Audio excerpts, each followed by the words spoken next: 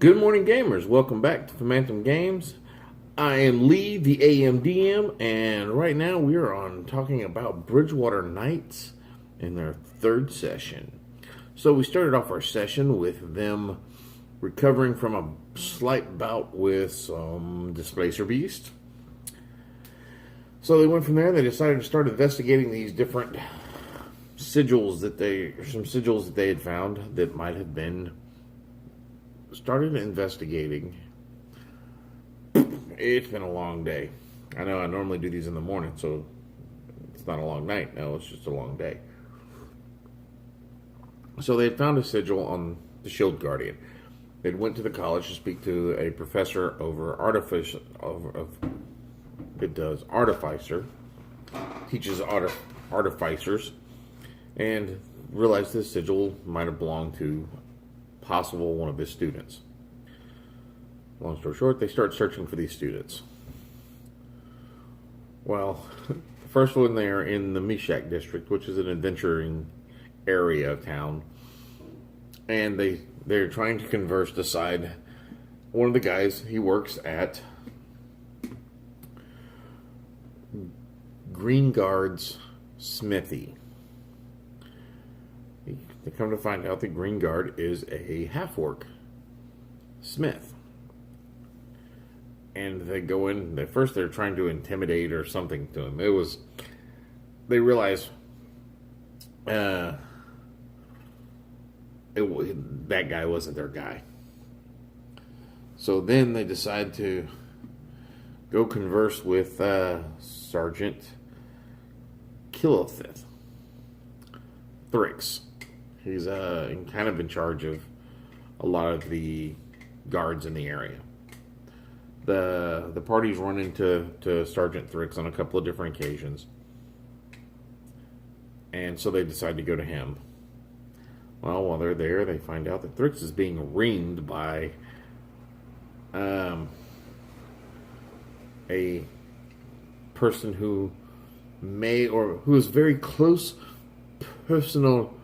In a very, very close personal relationship with Prince. And she just is reaming the sergeant out. So they go in there and start talking about how they will, after she leaves. And there's also, they find out that she has some sort of ties with Fat Julie, who is a mob boss, who they've dealt with in the past. So they go in there and through their own convincing, now the guards are saying, all right, we're not going to investigate this anymore. Y'all all think y'all can handle it. Y'all want the authority to handle it. You're handling it. So they decide to set up a trap. So they go back to the park and decide to set up a trap, which, remind you, them deciding to set up a trap was what got them fighting Displacer Beast in the first place. So they decide to set up this trap. And while they're waiting, they'd hired some people, some just locals to guard around. While they're there, one lone figure comes out and tries to get through their secret entrance. And they're outside of it. And they're watching him, and he turns around and he sees Vanique. So he starts heading over. They're all getting, like, worried, and I kept moving him closer, waiting for something to happen. I was egging it on. What I was doing. So he gets closer and closer, and he goes, Vanique! And about that time, everyone's, like, poised and ready to fight. And then somebody goes, does he recognize this guy? I'm like, yes, you do. This is a courier. His name is Joseph. Y'all have dealt with him before. And they're like, Joseph, I don't remember this. And then it dawns on him that Joseph was a spy that worked within several interconnecting guilds. Mainly Thieves Guild. He is a spy for Myra, one of the Thieves Guild leaders. And so they accept this envelope from him.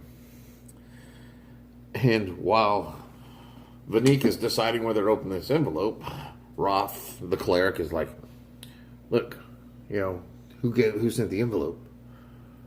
Trying to talk him into figuring it out, and he goes, well, that kind of information's not for free. It's going to cost a little bit. And he goes, well, how much? And he goes, well, I'll tell you what, for a gold piece, I'll tell you the easiest way to find out who sent that envelope. He's like, all right. So he gives Yosef the gold, and Yosef goes, open it. That's the fastest way to find out who's from, who the envelope's from. So, and then Yosef decides to start walking off. And Roth decides, no, I'm not going to let this guy thieve me like that. Roth doesn't know. Yosef is not a first level nothing. Yosef has got a few levels on him. He's a thief. He's a spy. He works for the Thieves Guild. So he takes a couple swings at him. Misses. And then I rolled. See, Yosef has I won't mention the exact pluses he has, but I rolled an 18. And with his extra little damage, yeah, the cleric went down. And then I said, all right, Yosef just stands over and just drops the gold coin back on top of him and tells him, everybody's been telling the party they like the other dragonborn better. And it's funny. So they finally, after Yosef leaves and they nurse the cleric back to life, they decide to go into their headquarters and they open up the envelope. And it is an invitation. It's been magicked. So it's got a magic mouth on it, and it's got a little minor illusion that pops up. It says Fat Julie's Casino. Free tickets to some big show. One night only, come now type thing. So they all decide to take the thing from Fat Julie. So they're all ushered. They get to the casino. Which is a nice casino. They go inside. They sit down and watch the show. They all failed a perception roll. While Fat Julie rolled a nat 20 on a stealth, so he leans forward and goes, how'd you like the show? Fat Julie is a halfling. He's Julius Broadtoe. I believe I stole him out of a module called Archmages Dead or Alive, put out by RPG Great and Frog God Games. This is a couple of really fun modules if you ever get a chance to run one. I stole Fat Julie out of Urtep's Dish. I love Urtep's Dish. It was an awesome little module to run. It was so much fun. Anyway, so Fat Julie is now canon in my game. So they dealt with him, and Fat Julie's he basically, after a little bit, he tells them, you've got a hit on you. We don't know who's put it there, but we're watching out.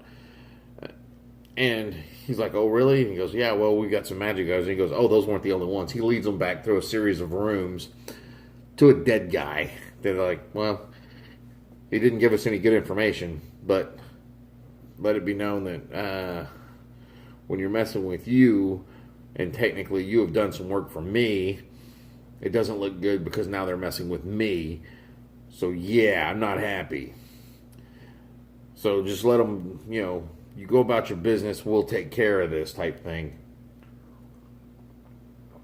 Well, so they start heading back out. Oh, I missed the important part. Before they go out to the park to try to set this trap for this guy, the Dragonborn decides to go to a magic shop trying to find something to help the magician, to help him out, to knock him out to something. So the little dwarven guy behind the counter is like, yes, I do have something that is this small vial, and you throw it. It's a gaseous form, and it should knock them out. And Roth, the Dragonborn's like, well, how much is it? And he goes, oh, it is 50 gold. The Dragonborn's like, I only got 46. He goes, well, it's 50. I'm sorry, I can't take any less for that. And he's trying to get on. Well, you know, I'm sorry, I don't have 50 gold. It's 46 is all I've got, and blah blah. And he goes, then the dwarf stops and goes, well, I tell you what, I'm willing to let it go for 25 gold if you'll do something for me. And the player then got the idea that maybe the dwarf's wanting something, I'm not so sure I'm comfortable. He goes, all I need you to do is come in the back for a moment. And at that point, we lost it. It was funny because he's like, nope. He goes, here's your other 4 gold. I'm out. I'm done. But if you ever want to make a small amount of coin, just come see me. Nope.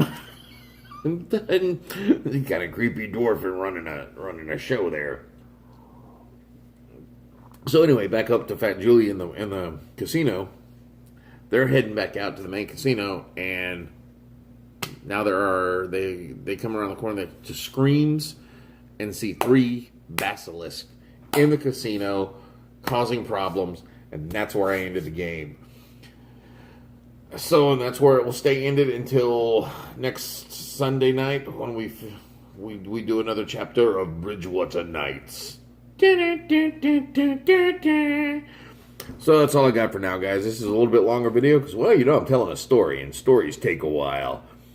So if you like these videos, please click on the like button. If you think someone else would like them, please click on the share button. Every like is an inspiration, every share is an advantage, and every subscription is an experience point.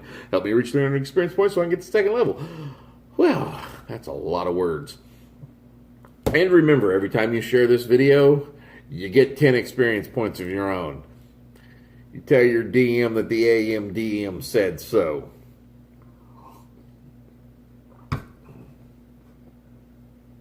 Now I want to watch a little Big Trouble in Little China. Because that's just the way it goes. Alright, guys. That's all I got for now, so I'll see you guys in the next game. Bye.